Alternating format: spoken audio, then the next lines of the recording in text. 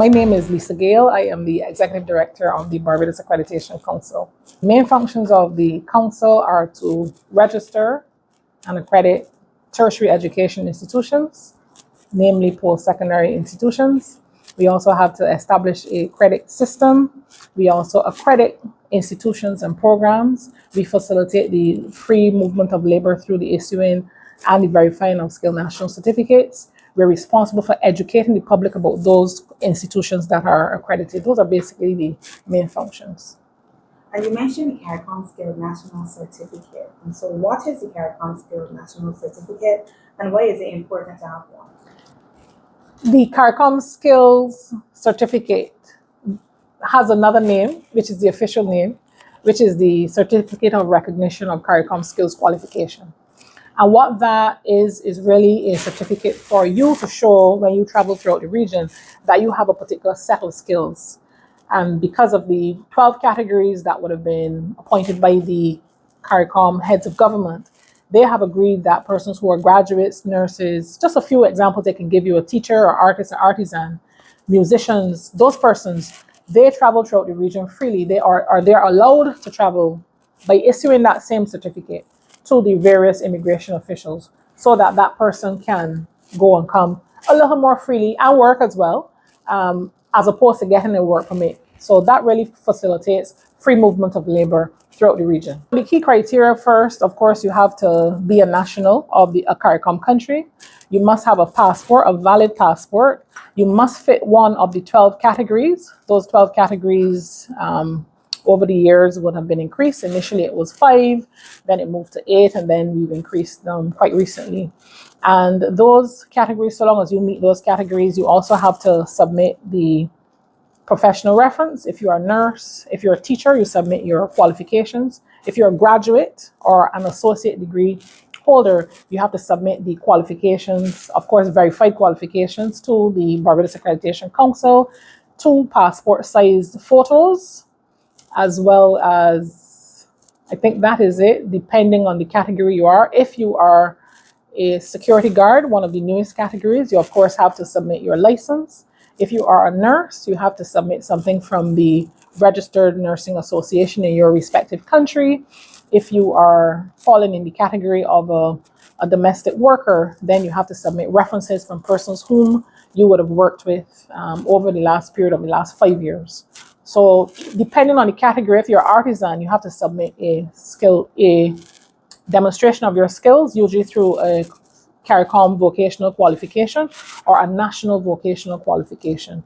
I think that captures it. In addition, if you are married, you also have to submit your marriage certificate, male or female, because some persons also have dependents. And that is, of course, issued through the immigration department. But the marriage certificate assists us in being able to send the requisite information to the immigration department.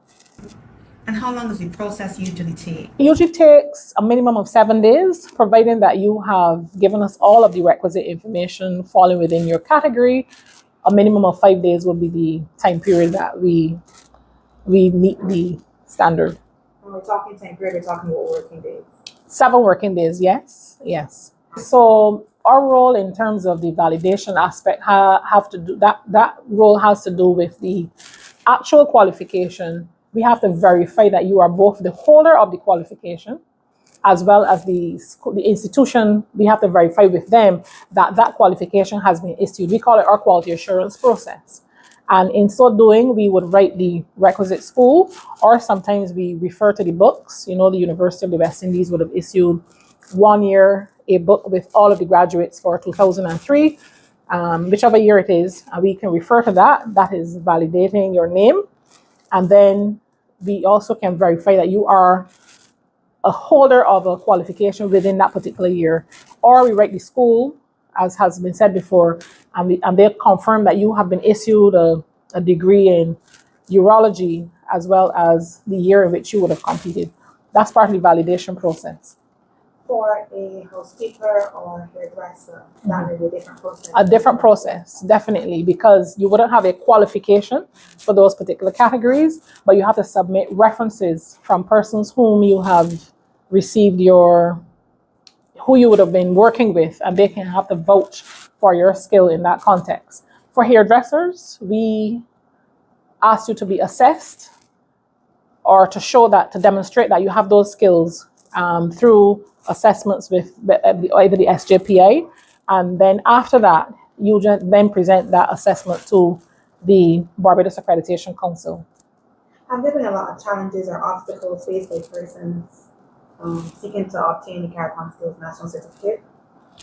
Yes, we've had a few challenges. There are persons who would have come to Barbados and don't have all of the requisite documentation, or they may not have original documents, or they may not have documents that have been verified by a JP, a Justice of the Peace, or a Notary Public, as we have requested. And because of that, they have not been able to complete the application process. We've also had persons who wanted to fall into the category, but did not have the requisite qualifications to fall into the category. We've also had instances of persons, in particular Haiti, where we've been unable to do our validation and verification process because we've not been able to liaise directly with the Ministry of Education and Foreign Affairs in Haiti, given the unrest. And those persons have had a number of delays. We've gone several routes to get information from Haiti unsuccessfully. So those are a few of the challenges that we have been faced with in the last few years. And does acquiring the CARICOM Skilled National Certificate guarantee employment? It doesn't guarantee employment. It is really your license to be able to move, travel, and operate in the country. If you have a Skilled National Certificate, you can work without requirement of a work permit, or you can travel throughout the region. So it really is that passport to move throughout the region freely without any encumbrances. It is not a guarantee of employment. Thanks a lot. So how does the Barbados Accreditation Council promote awareness and understanding of the CARICOM Skilled National Certificate among potential applicants and employers, and what resources or support mechanisms are available for interested individuals? So right now, this is one of the opportunities where we liaise with persons, sharing a little bit. We answer a number of questions. We also hold sessions with national associations, whether it's Jamaica National Association, Guyana, etc. And we give them a breakdown of our Skilled National Certificate process. We give them a breakdown of the requirements for the Skilled National Certificate. And we also highlight some of the challenges that persons are facing so that they can avoid those challenges when encouraging their nationals to participate. We also post information using our social media platforms, and we encourage persons to come into the Barbados Accreditation Council, whether it is through our annual open day or whether we do specials on our social media platforms. We use a myriad of options to share information to the public about our services, not only limited to our Skilled National Certificate, but for sure, because that is one of the most used services here at the Barbados Accreditation Council, we make sure we put the requisite resources behind it. And so how does the Barbados Accreditation Council collaborate with other CARICOM member states in ensuring the consistency and credibility of the CARICOM Skilled National Certificates across the region? Through the focal point, which is the Prime Minister's Office at the Ministry of the Prime Minister's Office, we have a system where they liaise with all of the issuers of Skilled National Certificates and all the verifiers. So for example, in Barbados, it is the Barbados Accreditation Council. In Jamaica, it is the Ministry of Labour. In St. Lucia, it is External Affairs. In fact, we are currently the only entity that is a National Accreditation Council that does the issuing of the Skilled National Certificate and the verifying. The recent legislation by St. Lucia would have just allowed for them to include the issuing and verifying of the Skilled National Certificate. They are not yet up and running. The Secretariat is now being set up, etc. But there is a committee organized through the Prime Minister's Office where we would liaise sometimes once, sometimes twice a year, and we talk to our counterparts. We also liaise through daily emails, because the verification process is where you already have your Skilled National Certificate from another country that would have issued your Skilled National Certificate. We have to liaise with whoever the issuer is, and we send them an email asking them to verify that this Skilled National Certificate was issued by them.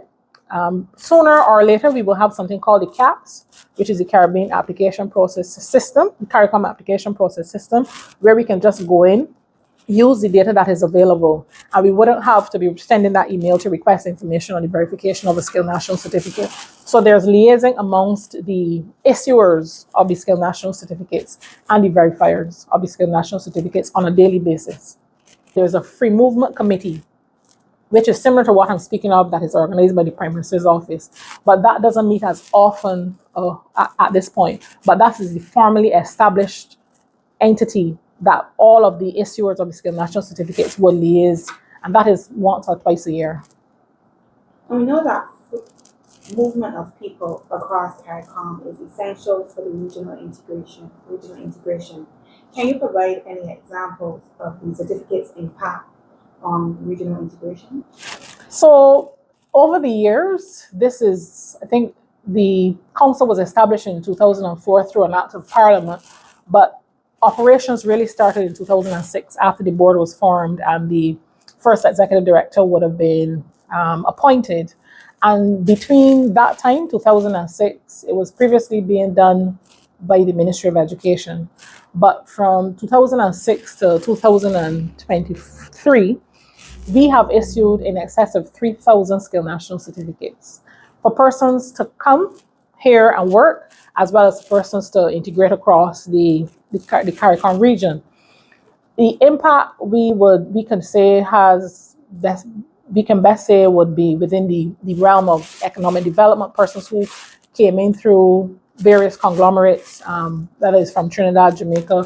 We've also had a number of persons from Guyana, as well as, actually we've had all of the countries. We also, although Montserrat is not a member of CARICOM, a full member of CARICOM, we facilitate the Skilled National Certificate for Montserratians. And we've had one or two of them come through even in my time. And in so doing, those persons have been seen across a range of sectors in Barbados and across the region.